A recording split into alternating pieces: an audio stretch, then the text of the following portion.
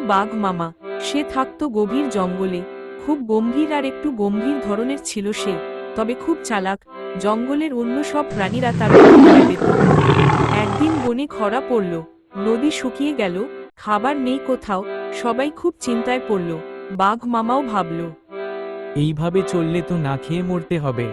তাই সে ঠিক করল কিছু একটা বুদ্ধি করতে হবে। পরদিন বাঘ মামা এক পাহাড়ের ওপরে উঠে গর্জন করে বলল, শোনো শোনো, আমি এখন বনের রাজা।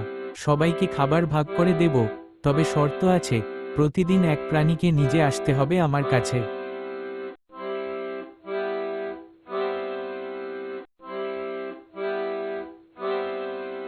খরগোশ বলল, মাফ করবেন মামা।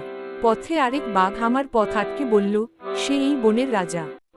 বাঘ মামা খুব রেগে গেল। কে সেই বাঘ? আমাকে দেখাও। খরগোশ তাকে নিয়ে গেল এক পুকুরের ধারে। বাঘ মামা জলেতে নিজের প্রতিচ্ছবি দেখে ভাবল, এই তো সেই বাঘ। সে লাফ দিয়ে পড়ল জলে আর ডুবে গেল।